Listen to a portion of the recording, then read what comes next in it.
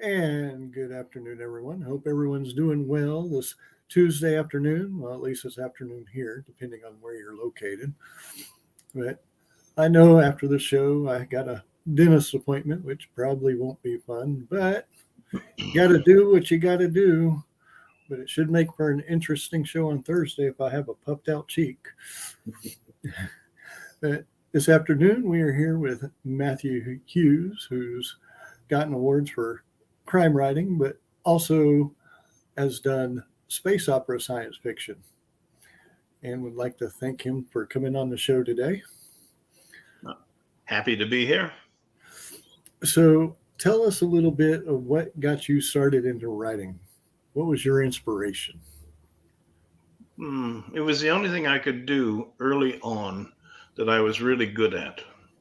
You know, I won like an essay contest at the local library when I was 16 and got prizes in school. So I always figured I would find some way to make a living as a writer. And eventually I did. I originally had my sights set on being an advertising copywriter, probably because I'd watched Bewitched. You know, Darren was an ad copywriter. And it looked like an easy job, and you got to wear a suit and, you know, sit down. But then I found out how awful being an ad copywriter might be, and I switched. I decided to be a journalist. And then in the middle of being a journalist, getting started in a career, excuse me, Canadian politician who'd just been elected for the first time as a member of parliament asked me if I would go to Ottawa and ghostwrite his column for the newspapers in the local press, which I figured would be good experience. So I did it. And I did it very well. It turned out I was a natural speechwriter.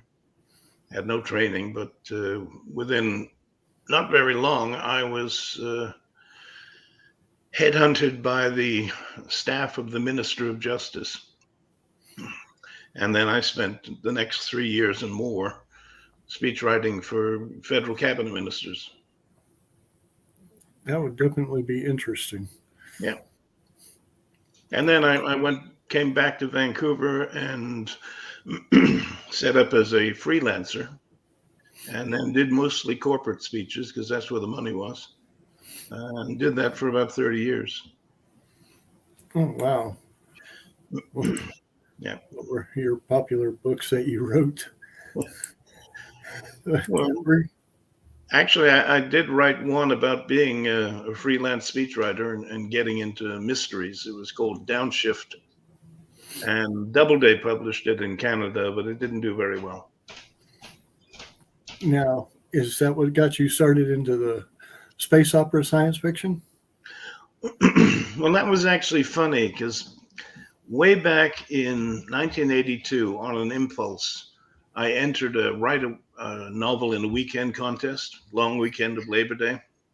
I didn't win, but then I started fiddling around with it for years and years, and finally got it finished in 87 and sent it to agents in New York. And one of them said, yeah, I'll take that. It was a fantasy novel, sort of a combination of Jack Vance and Gulliver's Travels. He couldn't sell it, but I eventually sold it to a Canadian press. And it didn't do well either because the week it came out, the publisher was taken over and dissolved. And excuse me, something stuck in my throat here. Anyway, I was still speech writing, but I did make an effort to become a crime writer and got a novel published and won an award and some short stories published and so on. But then when these fluky things happened to me, I saw an interview with Betsy Mitchell, who was then senior editor at Warner Aspect, science fiction and fantasy publisher. And she was looking for not usual fantasy novels, which was the one that I had written that, had come out and died immediately. So I sent her that, and she liked it and commissioned a sequel. So I wrote the sequel, and they both came out in 2001, which was not a good year for light irony in the United States. But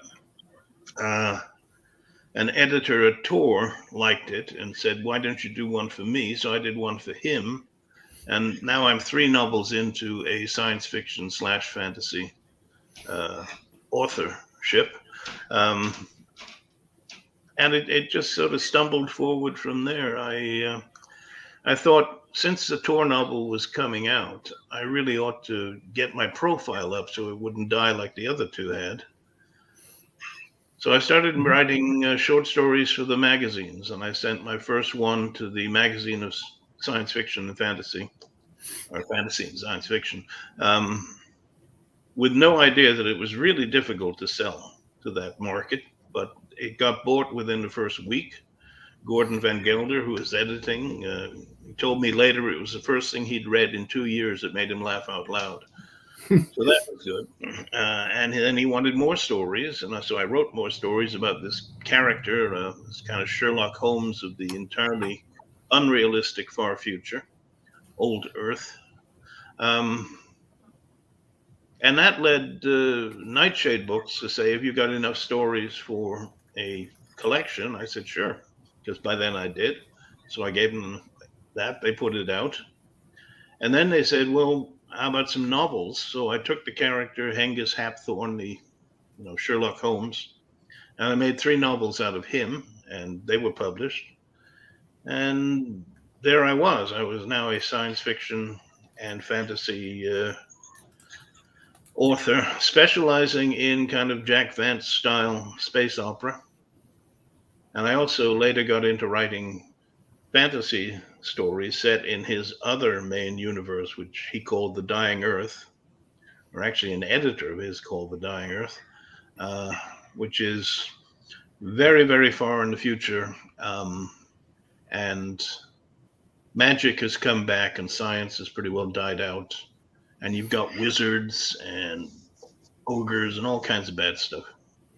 And I've written 2 series of short stories that ran in fantasy and science fiction. I'm now up to, I think, 43 appearances in that magazine, which is pretty damn good, I think. Although for some reason I'm not famous, but there you go. And that's what I'm doing right now. I've got 1 in the can. I'm waiting to see if I might get an agent pick me up again. My numbers are too small to interest agents. I have a niche following, you might say. And I'm working. I'm 68,000 words into another one that I hope to finish in the next few weeks. Now, you also do the crime writing because, like I said, you have won award for that. Yeah, and I'm up for in the novella category. A little story I wrote called "The Emir's Falcon," and that's shortlisted for the Award of Excellence. That's what they're now calling it from the Crime Writers of Canada. And I'll know in a couple of weeks if that scored. Oh, definitely wish you luck on that. If we're talking about all the various things I do, let me give a plug for the thing I consider my best work. Okay. That's a historical novel, actually. Historical novel with some slipstream fantasy elements to it. It's called What the Wind Brings. And I actually waited more than 40 years to write it while it sort of gestated in the back of my head. um, based on something I read in a footnote in university in a textbook back in, like, it must have been 1971, I think. It's about true story. African slaves were shipwrecked on the jungle coast of Ecuador in the middle of the 1500s. Excuse me. And they moved in on the local indigenous people, and they've got together and formed a kind of blended society. And they spent 30 or 40 years fighting off the conquistadors up in Quito who wanted to control them. And eventually they won. And they became a kind of independent polity that lasted for a very long time, generations. So it had a happy ending. Um, and that was published by a small Canadian press called Pulp Literature, Mhm. based in British Columbia. It won the Endeavor Award, which is a cross-border award for speculative fiction authors who live in what's called Cascadia, British Columbia, Alberta, Washington State, Oregon, I think Idaho too. And that's been running for 22, 23 years. And mine was the first Canadian title to win the award, which I'm a little, patriotically pleased about. It's definitely something to be proud about. Yeah. Right now, I have an agent who's looking at it and thinking maybe he'll offer it to big publishers in the US and the UK. But we'll see. It's always about the numbers, I think. Yeah, a lot of people, they do like the numbers, but sometimes you get the ones that like to, if they should like the story. It shouldn't be about numbers. It's just my Well, opinion, though. well, it should be, but it splits. The industry splits. There are the big ones owned by the five big conglomerates, and they're all about the corporate model and maximum return on investment and all the things that I was familiar with when I was writing uh, speeches for CEOs of big corporations.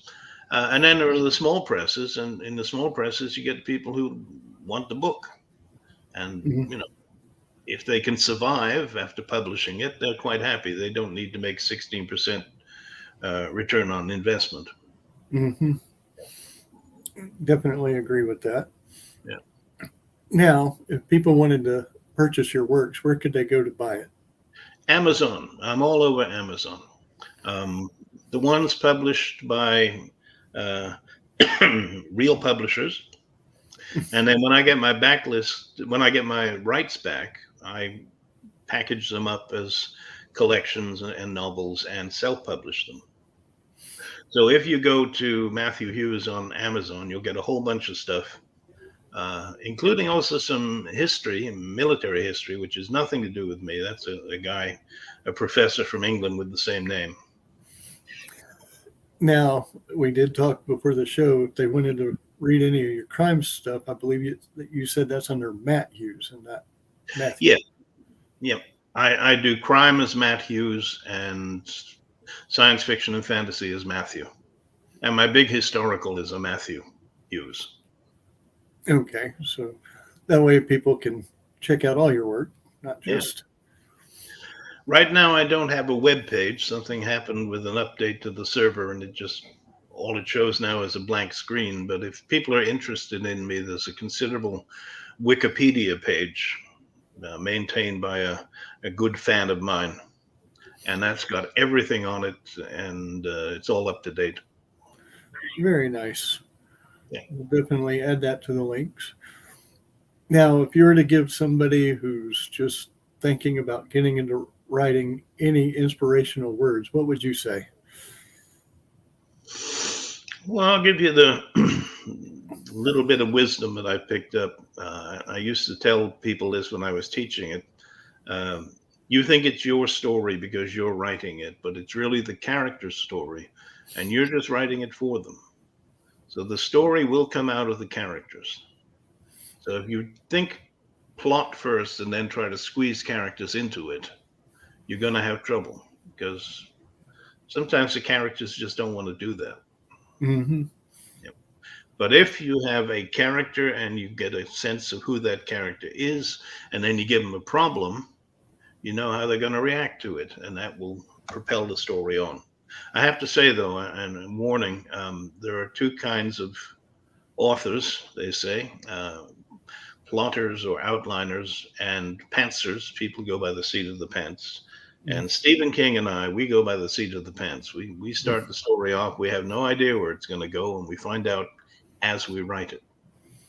I'm definitely one of those as well. Yeah. But I do want to thank you for coming on the show today. Oh, you're very welcome. And like to remind everybody, you can catch us on Facebook or YouTube. And on YouTube, I think we are actually just one short of 250, our quarter-way mark. Excellent. So people, please subscribe, click the bell for notifications. We're on every Tuesday, and we have another show at the end of the week usually. And we'll have one this Thursday, and it will be with Cadavercon in Portland, Texas. So we will see y'all then. Until then, adios.